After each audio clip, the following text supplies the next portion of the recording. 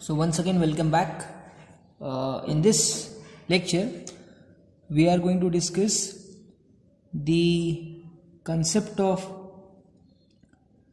various operating force, or you can say various operating torque, which are required for the normal operation, or you can say faithful operation of any indicating type analog instrument.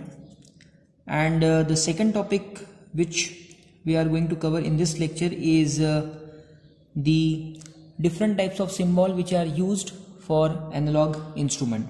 So let us first discuss what are the different types of operating force, or you can say operating torque, which are essential for the working of any indicating type analog instrument. So there are basically three different types of operating torque, or you can say operating force, which are required for the normal operation of any indicating type analog instrument. And they are, first one is called as deflection type force or deflection torque. Second one is called controlling torque or controlling force. Third one is called as damping torque, or you can say damping force. So these are the three most essential form of force, or you can say torque, which are required for the faithful operation of any indicating type analog instrument. So let us try to understand the meaning of each type of deflecting force, then controlling force, and then damping force. So what is the meaning of deflection force? It is the type of force, or you can say a type of operating torque, which is required in any analog instrument in order to move the position of pointer from its initial point. For example, let us consider that we are having an ammeter with us, and with the help of that ammeter we are trying to determine the value of circuit current.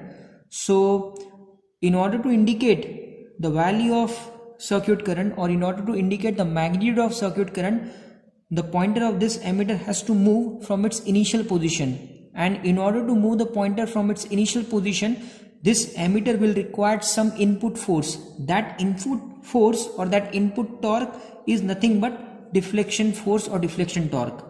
It is indicated by symbol TD, and in most of the analog instrument, this what we can say deflection torque, or you can say deflection force, is produced via different types of effect which we have discussed in the last lecture, like induction effect, magnetic effect, Hall effect, heating effect, or you can say thermal effect. So with the help of those effects, we are in a position to convert the nature of input electrical quantity into output mechanical deflection, and to have that output mechanical deflection, with the help of which the pointer is going to move from its initial position, we require some torque, and that form of torque is nothing but deflection torque, or you can say deflection force. So the basic objective of deflection force is to provide input mechanical energy, because of which the pointer is going to move from its initial position. Now what is controlling force or controlling torque? It is indicated by symbol TC, and this controlling torque is going to serve two purposes. The first function of controlling force is at steady balance condition, the magnitude of controlling torque is going to equal to its corresponding deflection torque. That means, suppose with the help of this ammeter we are going to read the value of circuit current, and suppose the value of circuit current is say 2 ampere, and if the ammeter indicate the magnitude of circuit current is say 2 ampere with respect to its initial position somewhere over here, so at this position I can say that the pointer is indicating the final value of unknown quantity, and to indicate that value of unknown quantity at this particular point, the value of controlling torque must be going to equal to its corresponding deflection torque. So I can say that controlling torque is nothing but that component of operating torque or operating force whose magnitude is going to be equal to its corresponding deflection torque and the direction is opposite. Second thing is that suppose the instrument is disconnected from the supply. In that particular case, the component of deflection torque is going to be 0. Now it is the whole and sole responsibility of this controlling torque to bring back the pointer to its initial position. So that function is also going to be done with the help of controlling torque. So it will bring back the pointer to its initial position when the meter is disconnected from the supply. So these are the two functions of controlling torque. The first function is that at steady state condition, that means a condition where the pointer indicate the value of unknown quantity, in that particular case or at that instant, the magnitude of controlling torque is equal and opposite to the deflection torque, so that the pointer will rest at its final position. And at the same time, when the instrument is disconnected from the supply, that means when the magnitude of this deflection torque is going to be 0, then it is the whole and sole responsibility of this controlling torque to bring back the position of pointer to its initial value. So these are the two functions of controlling torque. And in most of the cases, or if you take any analog instrument, 99% the component of this controlling torque is produced with the help of spring mechanism. Why spring mechanism is used, or is there any another mechanism with the help of which we are in a position to generate this controlling torque? That we are going to discuss in the coming session, but for time being, let us consider that in most of the cases the component of this controlling torque in any analog instrument is produced with the help of spring mechanism. Now the third component of operating force or operating torque which is required for the faithful operation of any indicating analog instrument is damping force. Now what is the purpose of this damping force? Now let us consider a steady state condition. That means when the pointer is trying to indicate the final value of unknown quantity, that means when the value of controlling torque is going to be equal and opposite to the magnitude of deflection torque, in that case, due to the inertia of that system, what will happen? The pointer will try to make some oscillation with respect to its final value. That means, no doubt, with the help of that pointer, we are trying to determine the final value of that unknown quantity. Suppose in this case, the final value of circuit current is say 2 ampere, and suppose this is say 0 and here this indicate 5 ampere. Somewhere over here we are having 2 ampere. So before indicating or before coming to the final point, this pointer will try to oscillate with respect to its final position like this. And in order to reduce the magnitude of those oscillation, damping force is required in any indicating type analog instrument. And in most of the cases, this damping we are going to generate with the help of eddy current mechanism. Now again, why eddy current mechanisms are used to have damping force in most of the analog instrument, that we are going to learn in the coming sessions. But for time being, let us consider that the eddy current damping is the most common type of phenomena which is normally used in any analog instrument to have this component of operating force for its working mechanism. So from this it is very clear that for the operation of any analog instrument we require minimum 3 forces. First one is called as deflection force or deflection torque, indicated by symbol TD.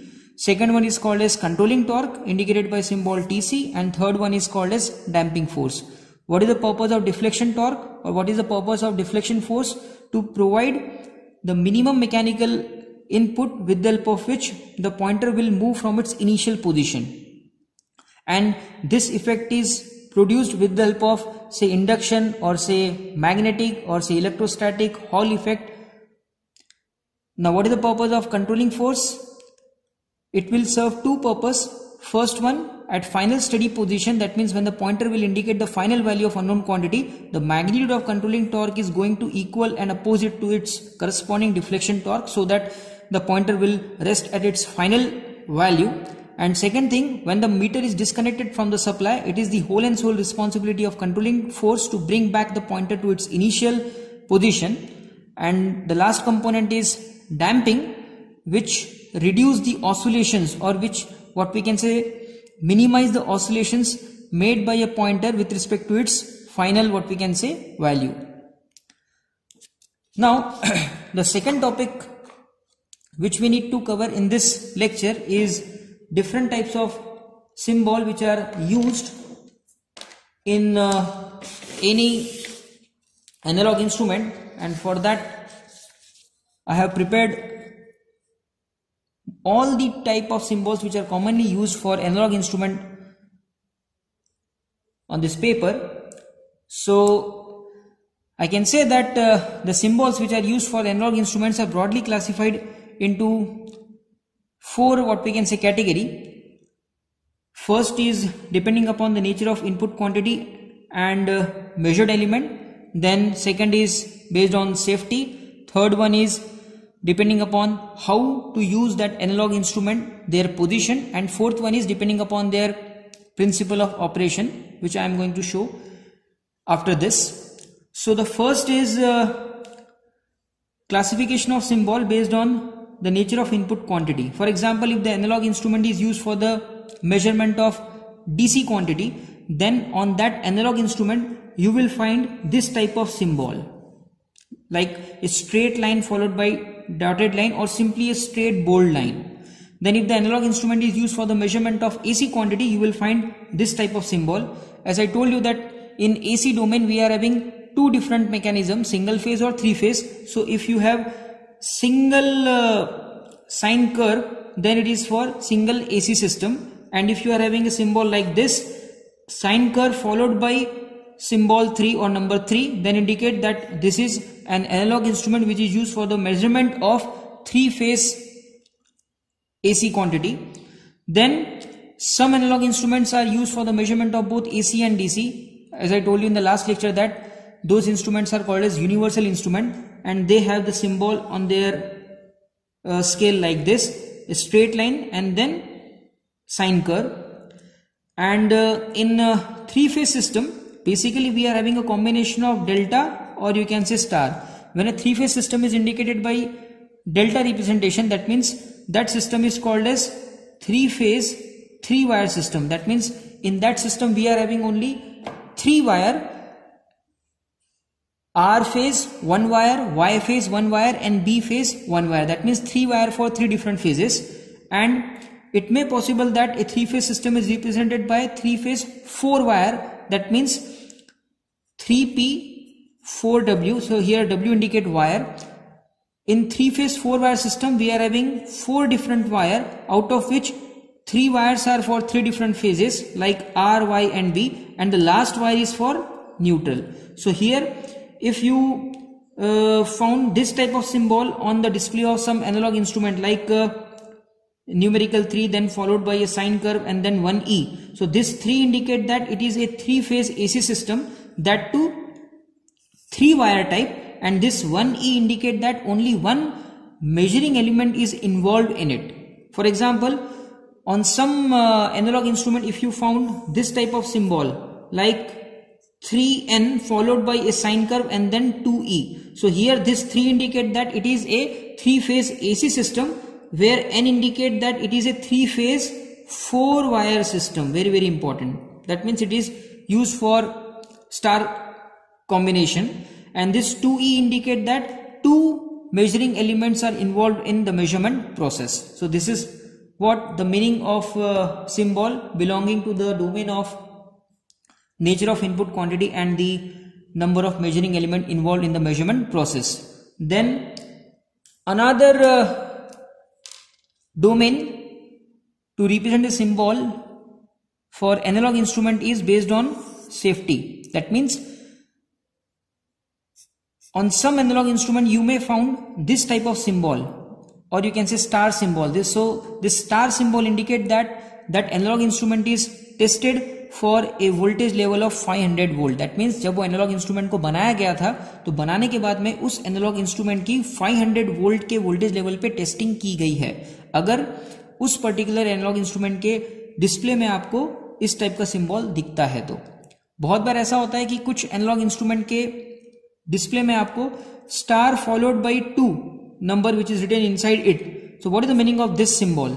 This symbol means that the voltage testing of that analog instrument is done above 500 volt and the magnitude of that volt is 2 kilovolt or you can say 2000 volt। इसका मतलब कि वो particular analogue instrument का जो voltage testing है वो 2000 volt के magnitude पे किया गया है।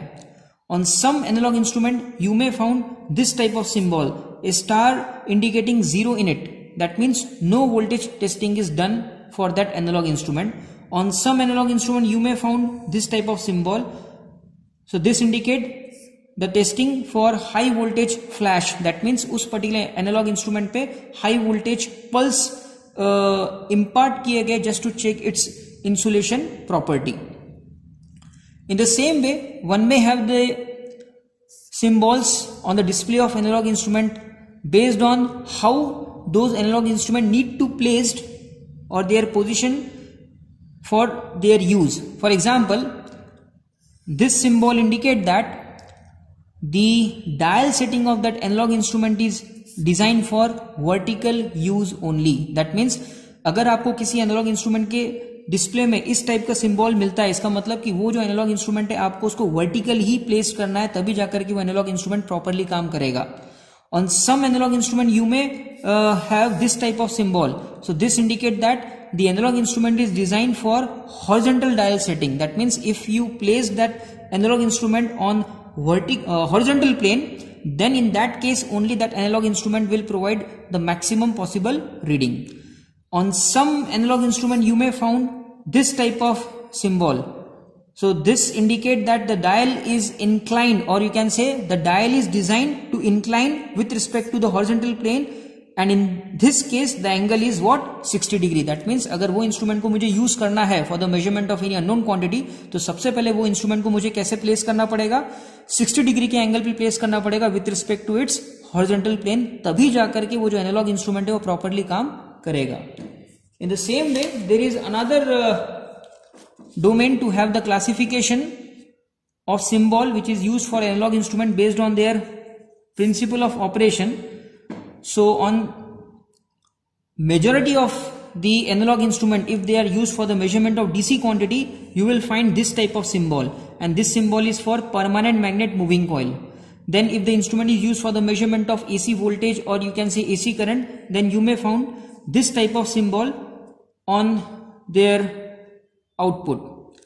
So being an electrical engineer, you should know the meaning of all these symbols in detail, so that it will be easy for you to work with analog instrument.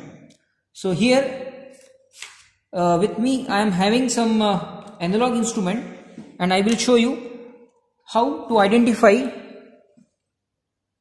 and how to understand the meaning of those symbols. So this is nothing but a DC ammeter. Why it is DC? Because here we are having a straight, what we can say, bold line.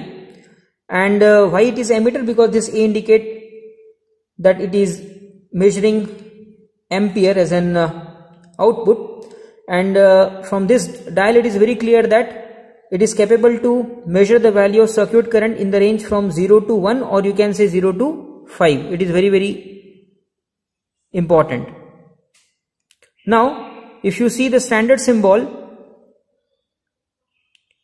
so from this it is clear that this indicate that it is a PMMC type instrument, then followed by this particular symbol that this ammeter is designed for vertical dial setting, and then if you see closely, here you are having a star indicating 2 number inside it. That means for this particular, what we can say, ammeter, a voltage testing is done, that too for 2000 volt as an input. I am having another voltmeter with me like this, and this voltmeter is capable to measure a voltage from 0 to maximum say 600 volt. Now let us try to understand whether it is going to measure AC or DC simply by having the knowledge of different types of symbol. So this symbol is for MI, that means it is moving iron type instrument, then followed by sine curve. That means this instrument is used for the measurement of AC quantities only, that too a voltage. Then 1.0 indicate its class of accuracy. Then you will find a horizontal dial setting symbol on it. That means this what we can say voltmeter is designed to be work with this position only. That means अगर मैंने ये voltmeter को इस तरीके से रखा तभी जाकर ये वोल्टमीटर प्रॉपर्ली काम करेगा. अगर मैंने इसको वर्टिकली प्लेस किया और फिर इसकी रीडिंग लिया तो ये वोल्टमीटर प्रॉपर्ली काम नहीं करेगा. Then if you see here it is indicating star with 2 number inside it. That means the voltage testing of this voltmeter is done with a voltage magnitude of 2000 volt. So this is what the importance of symbol for analog instrument. So in the next lecture we will discuss in detail about the working principle of permanent magnet moving coil, electromagnet moving coil and moving iron type instrument. Thank you.